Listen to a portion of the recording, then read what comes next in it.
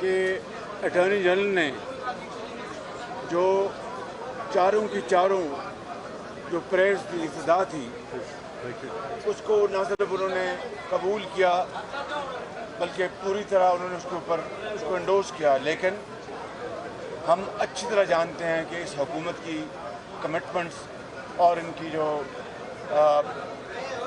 واشگاف الفاظ میں ہاں ملانا اس کی کیا قدر منزلت ہے ہم اچھی طرح جانتے ہیں. لیکن آج عدالت عظمیٰ میں انہوں نے اٹارنی جنرل نے کہا ہے تو لیٹس ہوپ کہ وہ اپنی ان کمٹمنٹس کو آنر کریں گے. میں سپریم کورٹ بار کونسل کے صدر کا اور ان کے تمام ان کے زعماء کا شکر گزار ہوں کہ انہوں نے عوامی مفاد میں یہ پٹیشن انہوں نے داخل کی. جو عدالت عظمیٰ نے چیف جسٹس صاحب نے اور ان کے ساتھ جو شریک جو جج تھے انہوں نے جو آج فرمایا ہے اس کے بارے میں تو ہمارے لائرز ابھی آپ کو بتائیں گے. لیکن ہماری بطور رسپونڈنٹس یہ ہماری استدعا تھی کہ اسپیکر نے جو آئین اور قانون میں درج ہے 14 دن کی مدت اس کو وائلیٹ کیا ہے تو یہ آئین سے انحراف ہے. یہ ہماری درخواست تھی عدالت عظمیٰ کے پاس. اور پھر انہوں نے 25 مارچ کو اجلاس بلایا ہے جو کہ یقیناً 14 جو دن گزرے ہیں اس کے گزرنے کے بعد انہوں نے بلایا ہے. آپ جانتے ہیں کہ OIC کی کانفرنس کی آمد ہے, کل اجلاس شروع ہو جائیں گے. متحدہ اپوزیشن نے واشگاف الفاظ میں یہ کہا ہے کہ یہ جو آ رہے ہیں اسلامی ممالک سے ہمارے بھائی ہیں, پوری قوم ان کے لیے فرش راہ ہے, پوری قوم ان کو دل کی اتھاہ گہرائی سے خوش آمدید کہہ رہی ہے. ہم نے تو اپنا جو لانگ مارچ ہے 23 مارچ کا اس کو مؤخر کر دیا OIC کی کانفرنس کے لیے. اسی لیے ہم نے کہا تھا کہ ان 22 اور 23 تاریخ کے دوران جو کانفرنس ہوگی ہم اس کے لیے ماحول کو ہر صورت پر امن بنائیں گے. لیکن اسپیکر کو کیا مشکل تھی کہ وہ اس سے پہلے وہ اجلاس بلاتے, 14 دن کی جو آئینی جو ریکوائرمنٹ ہے اس کی تکمیل کرتے. اسپیکر نے جان بوجھ کر اجلاس نہیں بلایا اور اس طرح کوشش کی کہ وہ اپوزیشن کو ٹریپ کرے اور OIC کے حوالے سے ہم خدا نخواستہ کوئی ایسا رویہ اختیار کریں جس سے کہ حکومت کو موقع مل جائے. ہم نے کچھ بھی صورت ہوتی, یہ ہمارے بھائی ہیں, مسلم ممالک سے ہمارے آ رہے ہیں, ضیوف ہیں, بھائی ہیں, ان کے لیے ہمارا جو سرآنکھوں پر وہ آئیں اور ہم ان کو استقبال کریں گے, ان کو والہانہ استقبال کریں گے. لیکن اسپیکر نے اس کی آڑ میں جو قانون شکنی کی ہے وہ معاملہ چونکہ اب عدالت عظمیٰ کے پاس ہے, میں اس کے بارے میں کوئی کامنٹ نہیں کروں گا کہ عدالت عظمیٰ نے اس کے بارے میں فیصلہ کرنا ہے. یہ سیاسی حد تک میں گفتگو کر سکتا ہوں, میرے بھائی بلاول بھٹو صاحب کریں گے. جو لیگل جو ایشو ہیں وہ ہمارے جو لیگل ایکسپرٹس ہیں وہ روشن ڈالیں گے. جی بسم اللہ الرحمن الرحیم. میں اس ایک جو شروع میں کلیئر کرنا چاہ رہا ہوں کہ نہ پاکستان پیپلز پارٹی نے نہ کسی اپوزیشن کا جماعت نے سپریم کورٹ کو اپروچ کیا. بار کاؤنسلز جو پاکستان کی سپریم کورٹ بار ایسوسیشن ہیں اور مختلف ان کے جو گروپس ہیں انہوں نے مل کے سپریم کورٹ کو اپروچ کیا کہ ان کے نظروں میں جمہوریت کو خطرہ ہو سکتا ہے اور یہ عدم اعتماد کا جو سلسلہ ہے یہاں آئین کو دفاع کرنے کے لیے, قانون کا دفاع کرنے کے لیے ان کے کوئی ریکویسٹ تھے. جب سندھ ہاؤس پہ حملہ ہوا تو سب سے پہلے ہم چیف جسٹس صاحب اور سپریم کورٹ کا اپریشیٹ کرتے ہیں کہ ایک ویکینڈ ہوتے ہوئے سپریم کورٹ بیٹھا, اس چیز کا اسی کیس کے سلسلے میں نوٹس لیا اور اس انسیڈنٹ کے بعد سارے اپوزیشن پارٹیز کو اپنا وکلا کے تھرو اس کیس کا حصہ بنائیں, اس لیے کہ ہم سیاسی جدوجہد پارلیمان میں لڑنے میں یقین رکھتے ہیں اور آئینی اور قانونی جدوجہد یا عدالت میں ہم یقین رکھتے ہیں. تو آج ہم عدالت کے احترام میں, عزت میں اس لیے ہم سمجھتے ہیں کہ یہ ہمارا آئینی حقوق کا دفاع کرنے والا ادارہ ہے. سارے جماعتوں کی قیادت کے لیول پہ ہم آبزرورز کے تحت ادھر بیٹھے رہیں جب ہمارا لائرز نے اپنے کیس سامنے رکھا. اور جو پوائنٹس میں عوام کو اور میڈیا کے سامنے رکھنا چاہ رہا ہوں کہ یہ حکومت اس حد تک عدم اعتماد سے بھاگنا چاہ رہا ہے, اس الیکشن سے بھاگنا چاہ رہا ہے کہ وہ آئین توڑنے پر آئے ہیں. پہلے انہوں نے ہمارا عدم اعتماد پیش ہونے سے 2 دن بعد پارلیمان کے لاجز پہ حملہ کر کے دہشت پھیلانے کی کوشش کی اور ممبرز کو گرفتار کرانے کی کوشش کی. جب کچھ ممبرز نے اپنا پناہ کے لیے سندھ ہاؤس کو چوز کیا کہ وہاں ایٹ لیسٹ صوبائی حکومت کا بھی پولیس ہوگا تو ان کا تھوڑا بہت تحفظ کیا جائے گا, تو پھر سندھ ہاؤس پہ اور پارلیمان کے ممبرز کے خلاف ایک مہم چلایا گیا, اور پھر سندھ ہاؤس پہ اور وفاق پہ ایک حملہ کیا گیا, جمہوریت پہ حملہ کیا گیا, اور دہشت پھیلانے کی ایک اور کوشش تھی. اس کوشش کے بعد حکومت نے اسپیکر سے آئین توڑوایا. ہمارا بیچارہ اسپیکر کو میں میڈیا کے تھرو پیغام پہنچانا چاہ رہا ہوں, آپ اپنا کام بڑا طریقے سے لائر سے مشورہ کر کے کیا کرے. یہ لوگ آپ کو آرٹیکل 6 میں پھنسائیں گے. اسپیکر نے سیشن کو 14 دن میں نہ بلا کے پہلا آئین کا خلاف ورزی ابھی اس نے کر لیا ہے. باقی جو قانونی اور آئینی پوائنٹس ہیں کہ ممبران پارلیمان کا حق ہے کہ وہ ووٹ ڈالے اور کوئی ان کا ووٹ ابسٹرکٹ نہیں کر سکتے.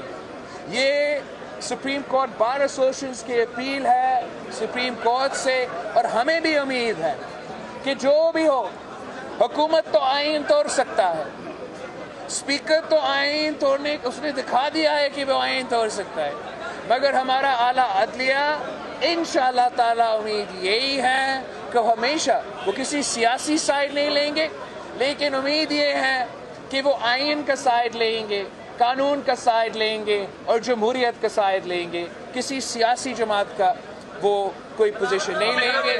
اور مانگل صاحب, اب میں ذرا مینگل صاحب کو مینگل بھائی مینگل صاحب کی بات کریں. کیا کریں آپ؟ شکریہ میں صاحب, کیونکہ اس بارے میں تفصیلاً تو میرے خیال میں ہمارے لائرز جو آئینی اور قانونی جو مسائل ہوئے ہیں وہ اس پر بات کر سکتے ہیں, لیکن ایک یہ حقیقت ہے کہ جس آئین کی پاسداری حکومت کو کرنی تھی, جس آئین پر عمل درآمد حکومت کو کرنا تھا, یا جس آئین کی حفاظت کی ذمہ داری جو حکومت کی کرنی تھی, حکومت کے بجائے ہمارے سپریم کورٹ بار کے وکلاؤں نے اس کا احساس کرتے ہوئے یہ پٹیشن داخل کی, اور اس پٹیشن کے تحت ہم پولیٹیکل پارٹیوں کو جب نوٹس جاری کیے گئے تو ہم ایز اے آبزرور آ کے ہم نے یہاں پر دیکھا, اور امید یہی ہے کہ جو آج بھی ہم نے کارروائی دیکھی کہ یہاں سپریم کورٹ میں بھی آئین کی پاسداری کرتے ہوئے وہ آئینی اور قانونی فیصلے کیے جائیں گے.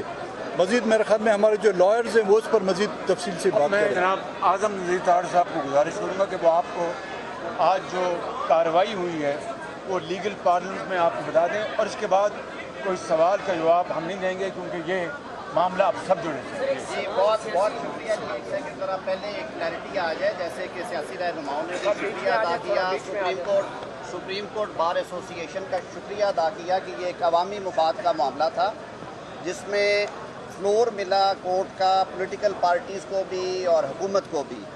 3 چیزیں جو آج طے ہو گئی ہیں وہاں پہ اٹارنی جنرل صاحب کے افرمیٹو جواب کے بعد انہوں نے ایشورنسز دی ہیں. نمبر 1 جو اپریہینشن تھی ایم این ایز کی کہ ایم این ایز کو روکا جائے گا, جو یہ کہا جاتا تھا کہ وہ 10 لوگوں میں سے 10 لاکھ میں سے گزر کے آئیں گے اور جائیں گے. آج اٹارنی جنرل فار پاکستان نے کورٹ میں یہ بیان دیا اور اپنی ایشورنس ریکارڈ کروائی ہے, جسے کہ نوٹ بھی کیا کورٹ نے, کہ کسی الیکٹڈ ایم این اے کو نہیں روکا جائے گا اسمبلی کا اجلاس اٹینڈ کرنے سے. 1 नंबर 2, किसी MNA को जिस पार्टी से भी हो नहीं रोका जाएगा राइट ऑफ वोट से कि वो वोट दे। तीसरी बात, जो सदारती रेफरेंस आया है आर्टिकल 186 का ओपिनियन मांगने के लिए, उन्होंने कहा कि ये फ्यूचरिस्टिक पॉइंट ऑफ व्यू से मुस्तकबिल के लिए है और इसकी वजह से किसी शख्स को ना वोट डालने से रोका जाएगा और ना इसमें कोई स्टे ऑर्डर मांगा जाएगा। और चौथी बात जो सामने आई, उन्होंने बिल्कुल क्लियर लफ्ज़ों में कहा कि आइन का आर्टिकल 95 और rule 37 of national assembly conduct of business rules बिल्कुल क्लियर हैं। स्पीकर कानून और आइन से हट के कुछ नहीं करेंगे और इसी वजह से अदालत ने जो सुप्रीम कोर्ट बार एसोसिएशन की पिटीशंस हैं वो भी पेंडिंग रखी है और जो दूसरा रेफरेंस फाइल किया गया उसमें तमाम पॉलिटिकल पार्टीज़ को नोटिस जारी कर दिए गए हैं कि वो अपना इसमें ओपिनियन दें, अदालत की मुआवनत करें। सिंध हाउस पे हमले वाले मैटर में सुप्रीम कोर्ट ने बड़ा सीरियस एक्शन लेते हुए IG इस्लामाबाद को हदायत की है कि जो एडवोकेट जनरल सिंध की मारूज़ात की रोशनी में हुकूमत सिंध का जो बयान है उसको FIR का हिस्सा बना के उसके मुताबिक तफ्तीश की जाए। तो इससे ज़्यादा मेरे ख्याल में सब ड्यूडस मैटर है।